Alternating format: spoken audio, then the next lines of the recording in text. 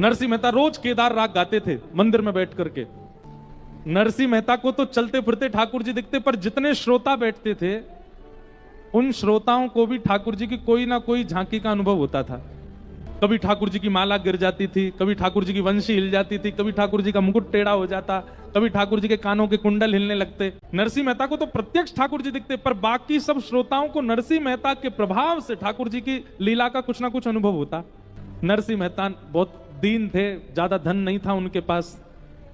एक बार घर में कोई बहुत जरूरत थी तो किसी सेठ से उन्होंने पैसे उधार ले लिए, बहुत दिन तक लौटाए नहीं। तो सेठ ने कहा भाई पैसा दे दो। नरसिंह मेहता बोले हम पे है नहीं, क्या करें, आप एक काम कीजिए कुछ और ले जाइए धन के बदले। बोले और कुछ भी तो तुम्हारे पास नहीं, ना तुम्हारे पास घर है, ना तुम्हारे पास कोई बैलगाड़ी है, ना तुम्हारे पास कोई व्यवस्था है, क्या लेके जाएं हम। तब सेठ जी के मुनीम जी बोले सेठ जी इसके पूरे नगर में ख्याति है कि जब ये मंदिर में जाता है दुनिया भर के राग गाता है, तब तक तो कोई बात नहीं, पर जैसे ये केदार राग गाता है ठाकुर जी की माला गिर जाती है। इसकी पूरे नगर में इसी बात से ख्याति है, इससे कहो अपना केदारा राग गिरवी रखे, जब तक हमारा कर्जा ना चुकाए तब तक केदार राग नहीं गाएगा।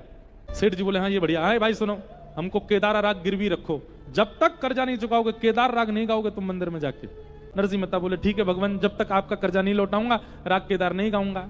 अब संभवतः आज ही के दिन मंदिर में कुछ परीक्षक आए हुए थे परीक्षा लेने के लिए नरसिंह मेहता की।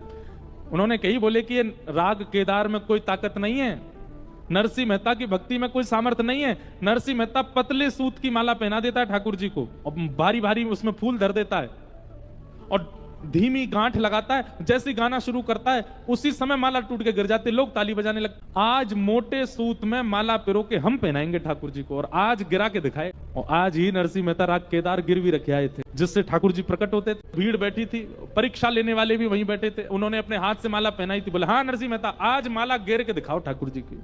नरसिंह मेहता बोले बड़ी विडंबना, सारे राग गाए लेकिन केदार कैसे गाएं, वो तो गिरवी रख के आए। और सेठ जी के मुनीम वहीं खड़े खड़े सुन रहे थे, कहीं केदार गाए ना, गिरवी रख के आया है। नरसिंह मेहता ठाकुर जी से बोले ठाकुर जी कुछ करो, मुझे परीक्षा में विफल होने का भय नहीं है, पर इतने लोगों के चित्त में जो आपके प्रति विश्वास और केदार के प्रति विश्वास, भक्ति के प्रति विश्वास है, वो विश्वास खत्म हो जाएगा, कुछ करो। ठाकुर जी इतने में ही पहले तो नरसिंह मेहता का रूप धारण करके सेठ जी के यहां जितना कर्जा था वो सारा कर्जा दे दिया।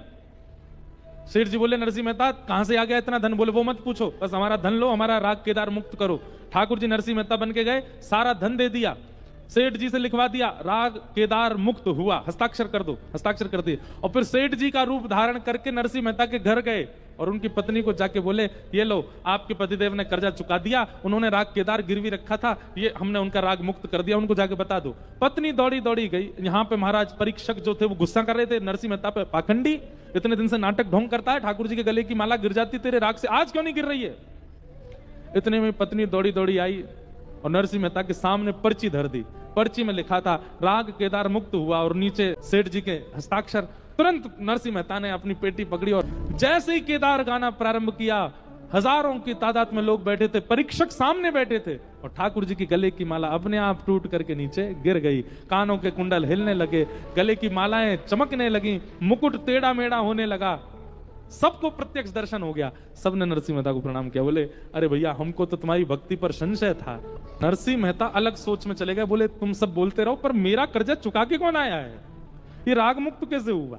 नरसिंह मेहता दौड़े दौड़े सेठ के पास गए, भैया आपने हमारा राग मुक्त कर दिया। बोले तो क्यों, आपने कर्जा चुका दिया ना इसीलिए तो मुक्त किया। बोले कैसे चुका दिया। बोले आप आए थे, आकर के आपने सारा पैसा दिया, हमने आपसे पूछा भी था भाई कहां से लाए, आपने कहा वो सब छोड़ो बस कर्जा पूरा करो, हमारा राग मुक्त करो, हमने कर दिया। बोले मैं आया था। बोले हाँ। पत्नी से पूछा तुम्हारे पास मेरे राग की मुक्ति का पर्चा लेके कौन आया था। बोले मेरे पास सेठ जी आए थे।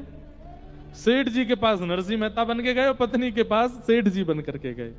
नरसिंह मेहता समझ गए, बोले भैया ये कर्जा चुकाना, राग मुक्त करना, ये भी सब ठाकुर जी की लीला, सब ठाकुर जी ने किया।